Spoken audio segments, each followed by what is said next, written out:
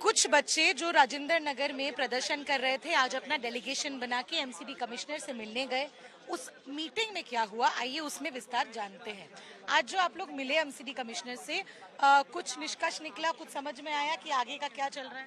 बिल्कुल, हमारी जो मीटिंग रही कमिश्नर से वो बहुत पॉजिटिव थी। उन्होंने हमारी सारी बात को बहुत ध्यान से, बहुत पेशेंसली सुना और इवन उन्होंने ये हमें एश्योरेंस भी दिया है कि इमीडिएटली वो कुछ 2-3 काम करने वाले हैं। सबसे पहला वो क्या, हमने कंपनसेशन की बात करी थी, तो कंपनसेशन के लिए भी वो आगे एश्योर हैं कि ठीक है आपको कंपनसेशन प्रोवाइड किया जाएगा बाय राउज आईएएस। और फिर उन्होंने उस यहाँ पे जो टॉयलेट्स वगैरह हैं जो गंदे रहते हैं उस चीज़ का भी हमने मुद्दा उठाया था। उस चीज़ के लिए भी सीवर सिस्टम का उस चीज़ का भी किया था। तो उन्होंने बोला कि इस चीज़ को हम कराएंगे और जो एंक्रोचमेंट यहाँ करी गई है उस चीज़ को भी उन्होंने इम्प्लीमेंट करना स्टार्ट कर दिया है। अब देखो जेसीबी आई थी, उन्होंने बोला था कि जेसीबी हमने उसी टाइम भेज दिया। एक जो मूल रूप से आप लोगों की एक डिमांड थी कि जो कोचिंग सेंटर्स है, जो लाइब्रेरीज है, उनको रेगुलेट किया जाए, क्योंकि कई दफा ये भी कह रहे हैं कि क्योंकि बेसमेंट वाले लाइब्रेरीज बंद हो रहे हैं तो ऊपर वाले लाइब्रेरीज ने अपना चार्ज बढ़ा दिया। इस विषय में बातचीत हो पाई? इस विषय में बात हुई है। एक्चुअली उन्होंने कंप्लीट बैन करने की कोशिश की है बेसमेंट में जो भी लाइब्रेरी या फिर कोचिंग इंस्टीट्यूशन है। लेकिन आपको बता दें यहाँ पे 95% जो लाइब्रेरी हैं वो बेसमेंट में है। तो अगर अचानक से बेसमेंट में लाइब्रेरी बैन होंगी तो हम लोग एक रूम में ना मैक्सिमम 3 या 4 लोग रहते हैं, तो वहाँ पे पढ़ना मुश्किल है। तो आप एक काम करिए, ऑडिट करिए और बेसमेंट में जो सेफ नहीं है उनको बैन करिए।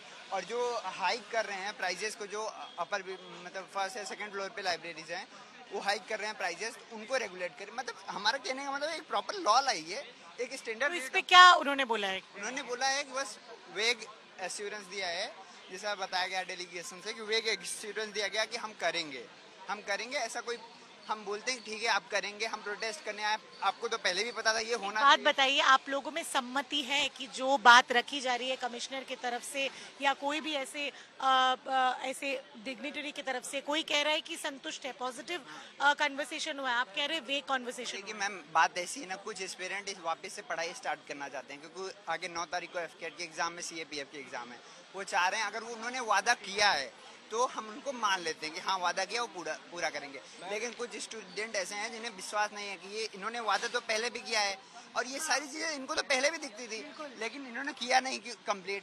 तो इसीलिए कुछ स्टूडेंट डिससेटिस्फाइड हैं कि जब तक आप हमें प्रेस में रिलीज नहीं करते। नहीं, लेकिन अभी का सिचुएशन क्या है? मीटिंग के बाद आपका क्या डिमांड? हम एमसीडी कमिश्नर से मिलके गए थे। इसका डिमांड्स का फोटो ले सकते हैं। उन्होंने काफ़ी कॉर्डियली हमसे बात किया। उन्होंने सबसे पहले बोला कि हम सब छात्र निराश हैं। तो हमने बोला कि अगर हम आपसे बात कर रहे हैं, 26 छात्र गए थे, पहले एलजी के पास सिर्फ 3 या 5 जज थे, आज हम लोग 26 लोग गए थे। हमने बोला हम बात भी करेंगे लेकिन हमें लिखित चाहिए। पॉजिटिव आउटकम क्या है? बताती हूँ। पहली चीज़, प्रेस रिलीज आएगी तो रिटर्न होगा सब कुछ। कल आएगी बट आएगी। अभी तक कोई रिटर्न, एमसी कमिश्नर से प्रेस रिलीज आएगी।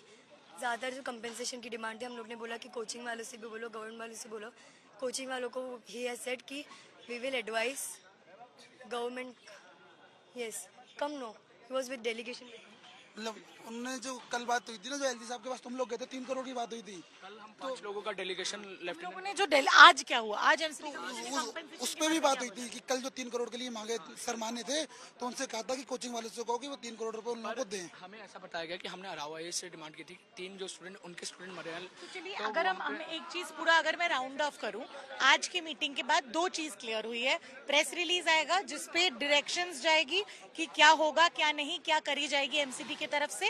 दूसरी बात, राउज आईएएस को बोला जाएगा कि जो 3 करोड़ की कंपनसेशन की डिमांड है ये बाकी कोचिंग वालों से, बाकी कोचिंग वाले से, और उन्होंने खुद से बोला है कि बाकी कोचिंग वालों से ये मांग रखी जाएगी। तो ये 2 चीज एक पॉजिटिव आउटकम हुआ है। और चीज हुई है कि ग्रीवांस रिडक्शन मैकेनिज्म बनाने वाले हैं और एमसीडी की वेबसाइट पर स्टूडेंट डेस्क करके भी एक रिलीज किया जाएगा जिसके थ्रू हम उनसे डायरेक्ट कनेक्ट होके और अपनी जितनी भी प्रॉब्लम्स और कंप्लेंट हैं उसको फाइल कर सकते हैं और उनको रिजॉल्व करवा सकते हैं। तो ये 3 पॉजिटिव एक स्टेप आज आप लोगों को मीटिंग से मिला में 6 लोगों ने वॉलंटियर किया, 6 कोचिंग इंस्टीट्यूट के डायरेक्टर ने खुद से वॉलंटियर किया।